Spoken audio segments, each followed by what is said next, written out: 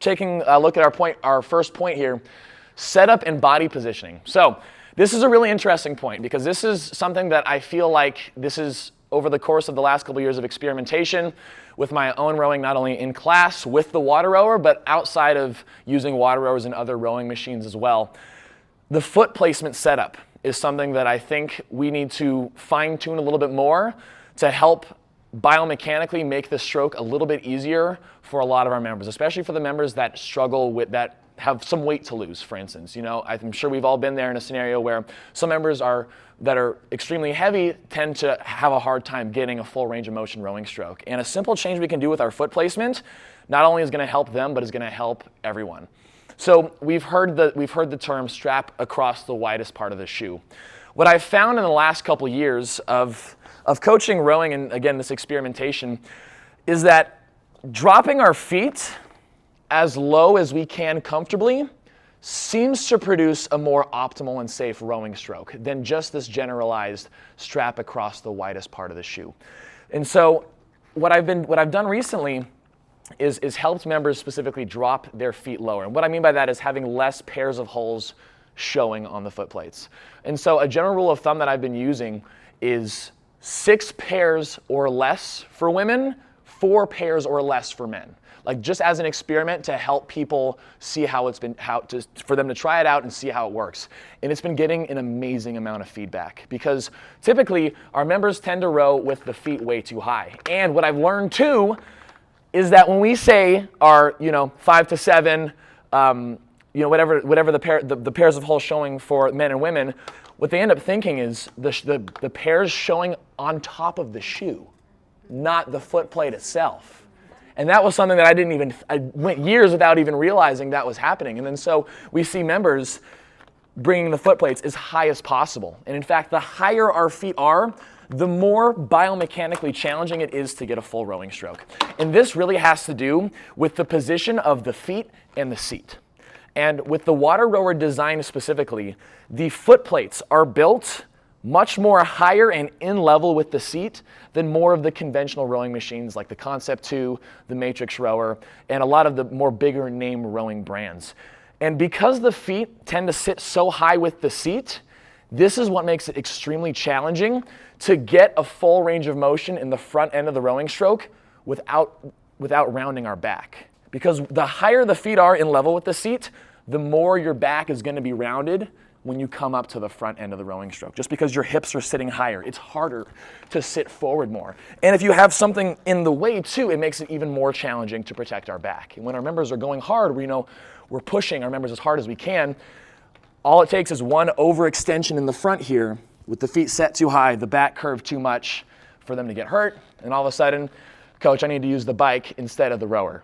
How many times have you heard that? I use the bike instead of the rower for weeks. And then it's trying to manage all the cards and stations and everyone that has to modify like that. So setting the feet lower, I want you guys to give it a try real quick. And so what I encourage you to do is instead of the widest part of the shoe, I want you to try to set it around the ball of your foot. Or try to go as low as possible without it feeling uncomfortable. Like you don't want the strap around your toes, but you want it sort of at the base of where the ball of your foot is. And just as a reference point, for me, I'm a size 14 shoe and I go with 2 pairs of holes showing. And that seems to be the limit for me. And I want you to just see how that feels with your feet sitting lower. This leads into the second part of this, which is body positioning. Because the foot setup and the body positioning, honestly, if you can get members to keep these 2 parts in mind, it's going to make their rowing just infinitely more successful. And so now with the feet set lower, what we want to do is we always want to sit forward on our sit bones. We don't want to get trapped with our butt underneath us like this, because we can see that if I come to the front end of the rowing stroke with my hips underneath me, back gets rounded. It's hard to get that full lean at the front end. And so to sit forward on the hips, I've found that it's hard for a lot of people to kind of conceptualize what that means. As fitness people, we know that just means scoot forward like this. But to put it into terms to help members understand more, is I try to say, try to sit on the backs of your thighs. And that teaches people that it's not scoot this way, it's scoot this way. And now that we've done this, with the feet lower, I want you to just slide yourself up to the front of the rowing, just to the end here. Do you see how much more comfortable it is for your back to kind of lean forward with your legs compressed.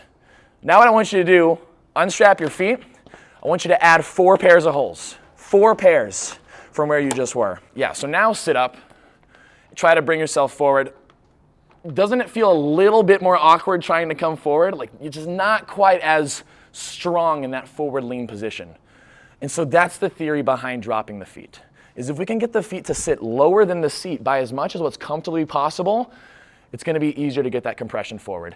And when you translate that topic of widest part of the shoe to other rowing machines, like the Concept 2. You guys have heard of the Concept 2 rower? It's the fan one. The way that machine is set up, the foot plates are already set lower. And so when you go widest part of the shoe on the Concept 2, it gives you the lower on the feet here, if that makes sense. So I'm not sure if that original concept got translated from the Concept 2 to our workouts or what, but I would encourage you to try to encourage your members' feet to sit a little bit lower. And this is something that you can say, but I found it much more effective to find the individuals where you can see that their feet are clearly, like the strap is clearly way too low on their feet, and just say, hey, let's drop it a couple holes. And so over the average of people, some people obviously have really small feet, some people have really big feet. I have found that saying, let's try for 6 pairs of holes or less for women, let's try 4 pairs of holes or less for men, has been a really big game changer. So that's something to consider, something to think about.